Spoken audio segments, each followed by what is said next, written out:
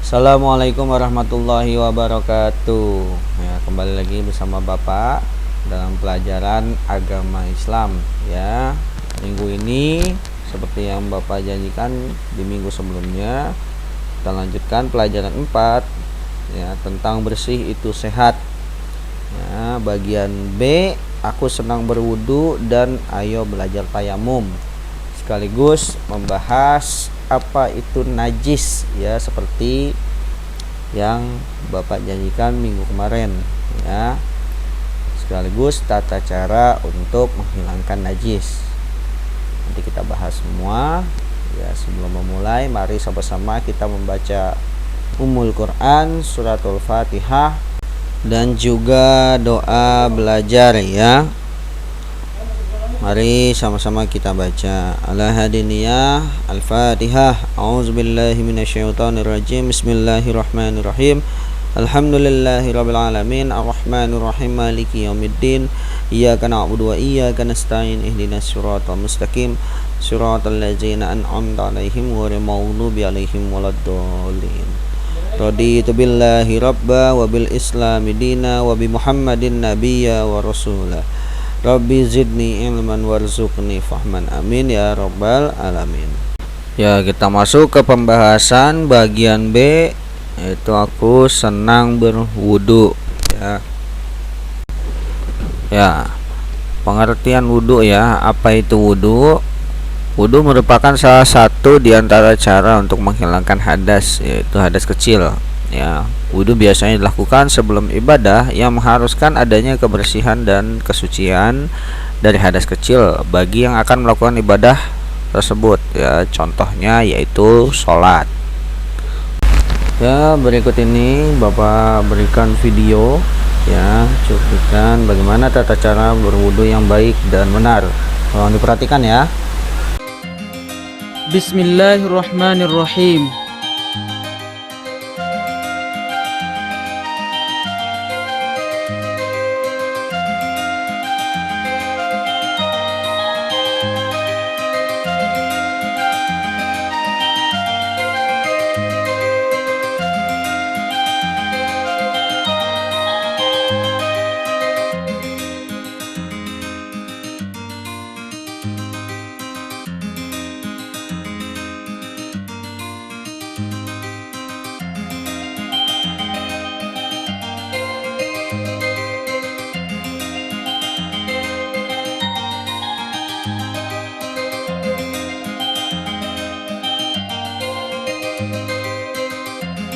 Nah, di saat gerakan membasuh muka ini kita membaca niat ya, membaca niat berwudu ya. Niatnya seperti apa? Silahkan perhatikan. Bismillahirrahmanirrahim. Nawaitu wudu'a li raf'il hadatsil asghari fardhan lillahi ta'ala.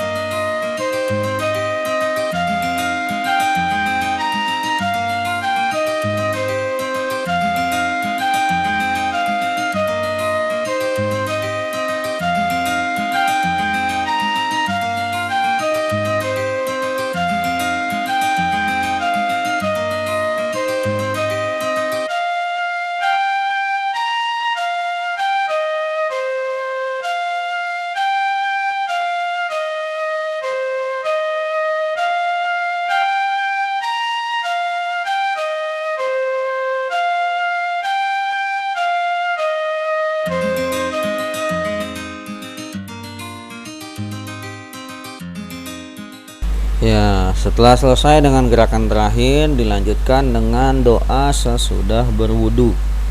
Ya, dengarkan doanya ya. Bismillahirrahmanirrahim. Asyhadu an la ilaha illallah wahdahu la syarikalah wa asyhadu anna Muhammadan abduhu wa rasuluh. Allahumma ja'alni minat tawwabina wa ja'alni minal mutatahhirin wa ja'alni min ibadikas sholihin. Nah, itu tadi adalah bacaan atau doa sesudah berwudu. Lanjut, apa manfaat berwudu? Ya. Nah, berikut adalah manfaat berwudu ya. Yang pertama yaitu menghapus kejelekan. Ya. Hadis riwayat At-Tabrani menyebutkan bahwa apabila seorang dari kalian berwudu, lalu ia menyempurnakan wudunya, kemudian ia pergi ke masjid karena semata-mata hanya untuk melakukan sholat, maka tidaklah ia melangkahkan kaki kirinya melainkan terhapus kejelekan darinya dan dituliskan kebaikan bersama langkah kaki kanannya hingga masuk masjid. Ya, jadi setiap langkah itu dihapus kejelekannya dan ditambah kebaikannya ya. Kaki kiri berganti dengan kaki kanan, berganti lagi dengan kaki kiri ya, terus berlanjut. Nah, yang kedua yaitu meneladani sunnah Rasul ya. Nabi Muhammad SAW adalah pribadi yang gemar berwudu ya.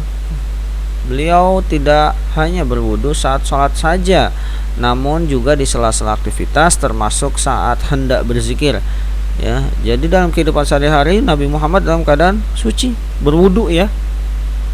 Tuh, kita meneladani salah satu sunnah Rasul.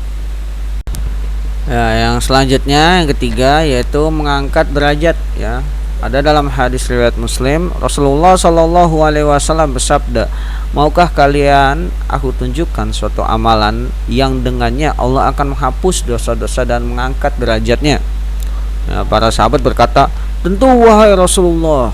Kemudian Rasulullah SAW bersabda, "Menyempurnakan wudu walaupun dalam kondisi sulit, memperbanyak jalan ke masjid dan menunggu sholat setelah sholat, maka itulah yang disebut dengan aribat atau mengukuhkan ya." Tuh, yang ketiga. Nah, lanjutnya yang keempat, didoakan malaikat ya. Ada dalam hadis riwayat Ibnu Hibban ya, dari Ibnu Umar radhiyallahu anhu bahwasanya Rasulullah SAW bersabda, "Barang siapa tidur di malam hari dalam keadaan suci ya, maksudnya berwudu, maka malaikat akan tetap mengikuti. Lalu ketika ia bangun, niscaya malaikat itu akan berucap, 'Ya Allah, ampunilah hamba-Mu si fulan.'" Si fulan ini maksudnya orang yang tidur dalam keadaan berwudu ini ya, karena ia tidur di malam hari dalam keadaan selalu suci. Itu manfaat yang keempat ya. Sebenarnya masih banyak lagi manfaat-manfaat dari berwudu ya. Contohnya dicintai oleh Allah Ta'ala, menghapus dosa, mendapat kebaikan dunia akhirat, bercahaya saat hari kiamat, menjaga kesehatan mulut, kesehatan hidung, kesehatan telinga, mata, menghilangkan kuman dari tubuh dan lain sebagainya ya. Masih banyak lagi ya, lebih dari 18 ya. Itu manfaat-manfaat dari berwudu ya. Jadi berwudu itu bisa selain mendekatkan kita kepada Allah ya, juga menyehatkan tubuh kita. Maka baiknya ya, dalam keseharian kita selalu dalam keadaan bersuci ya. Itu salah satu manfaat dari berwudu. Oke, kita lanjut bahasan ya. Mari kita bahas ya bagian selanjutnya, yaitu bagian C. Ayo belajar tayamum ya. Nah, apa sih tayamum itu ya? Tayamum itu sebenarnya sama seperti wudhu ya, hanya saja tayamum menggunakan debu atau pasir ya. Tayamum merupakan salah satu di antara cara untuk menghilangkan hadas kecil menggunakan debu atau pasir. Sama seperti wudhu, tayamum biasanya dilakukan sebelum beribadah ya, sebelum sholat ya. Ya, berikut ini adalah video tata cara melakukan tayamum ya. Anak-anak tolong perhatikan ya. Pertama, membaca basmalah. Selanjutnya, meletakkan kedua tangan di atas debu yang bersih dan suci. Mengusap muka dengan debu atau tanah sambil mengucapkan niat. Bismillahirrahmanirrahim. Nawaitut tayammuma listibahatis salati fardhan lillahi ta'ala. Artinya, sengaja aku Bertayamum untuk melakukan sholat fardu karena Allah Ta'ala. meletakkan kedua tangan di atas debu yang berbeda untuk diusapkan ke kedua tangan sampai siku.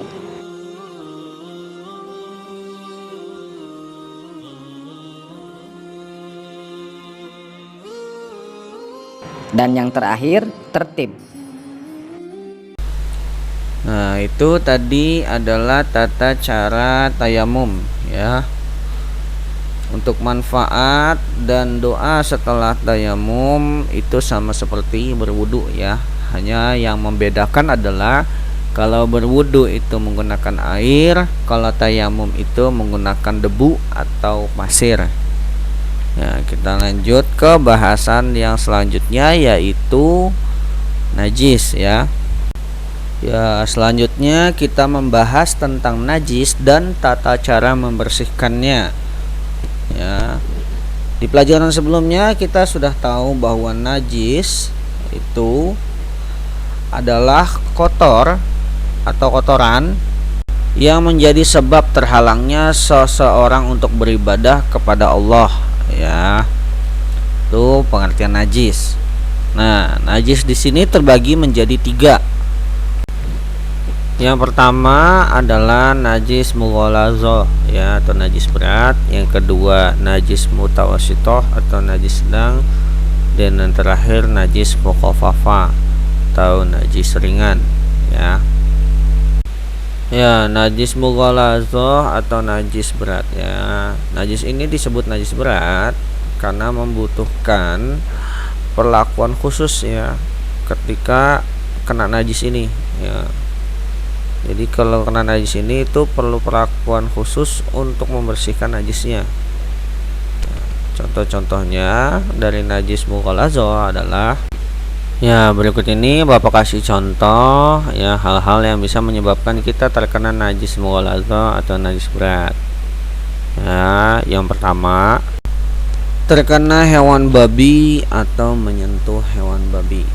Ya, yang kedua adalah terkena air liur anjing secara sengaja maupun tidak disengaja.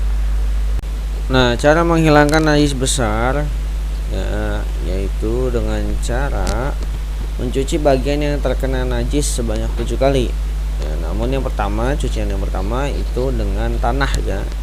Misalnya yang 6 itu hanya tinggal basuh saja ya. Itu cara menghilangkan najis besar. Nah, yang kedua adalah najis mutawassithah atau najis sedang ya. Najis mutawassithah sendiri dibagi menjadi 2 ya, yaitu najis ainiyah dan najis hukmiyah ya. Nah, yang pertama yaitu najis ainiyah ya. Najis ini termasuk najis sedang yang terlihat rupanya, rasa dan tercium baunya. Jadi ada bentuknya ya, ada bentuk, ada rasanya, ada baunya ya, contohnya yaitu kotoran manusia, darah haid, kotoran hewan ya, itu kan bisa dilihat semua. Nah, itu adalah contoh-contoh najis ainiyah ya. Nah, yang selanjutnya yaitu najis hukmiyah. Najis hukmiyah ini adalah najis yang tidak tampak ya, nggak kelihatan. Itu contohnya yaitu bekas kencing kan, itu nggak kelihatan. Terus bekas minuman keras juga nggak kelihatan ya. Itu contoh atau najis hukmiyah. Nah, cara menghilangkan najis sedang ini adalah dengan menyiram, mencuci, atau menyikatnya menggunakan sabun dan alat pembersih lainnya. Ya, jadi najis sedang ini cukup dengan dicuci aja, ya, sampai bau atau bentuknya atau rasanya hilang ya. Itu cara menghilangkan najis sedang. Nah, yang terakhir adalah najis mukhafafah ya, atau najis ringan. Ya, najis ini adalah yang paling mudah untuk dibersihkan ya. Salah satu contohnya ya, contoh dari najis mukhafafah ini adalah air kencing bayi laki-laki yang belum berusia 2 tahun ya. Jadi kalau masih belum berusia 2 tahun itu masih najis mukhafafah atau najis ringan. Tapi kalau udah lebih dari 2 tahun itu termasuk najis sedang ya. Nah, bagaimana dengan air kencing bayi perempuan? Ya, air kencing bayi perempuan itu sudah sedari kecil termasuknya adalah najis mutawasitoh atau najis sedang ya. Nah, cara menghilangkan najis ringan ini sangat mudah, yaitu dengan memercikkan air sebanyak 1 kali percikan pada bagian yang terkena najis. Jadi cuma dipercikin aja airnya ya ke bagian yang tadi yang najis itu ya. Ya, kalau misalnya ada bayi laki-laki yang belum berusia 2 tahun kencing ya, pipis di celana ya, ngebersihinnya gimana, cukup dipercikan aja sekali, itu sudah suci pakaiannya ya. Ya, itu semua pembahasan untuk hari ini ya. Terima kasih bagi yang sudah mendengarkan, bagi yang sudah memperhatikan ya. Semoga ilmu yang Bapak sampaikan ya, bermanfaat untuk kalian ya, untuk kita semua. Mari sama-sama kita tutup pelajaran hari ini dengan membaca hamdalah alhamdulillahirabbil alamin. Nah, untuk tugasnya yaitu coba praktekkan ya gerakan berwudu ya, gerakan berwudu dan tayamum ya. Kirimkan bukti rekamannya ke Bapak via WhatsApp ya, atau link yang nanti Bapak berikan di deskripsi ya, atau yang Bapak berikan di classroom. Oke, mari sama-sama kita membaca kafaratul majlis. Subhanakallahumma wa bihamdika asyhadu an la ilaha illa anta astaghfiruka wa atubu ilaik. Terima kasih anak-anak. Wassalamualaikum warahmatullahi wabarakatuh.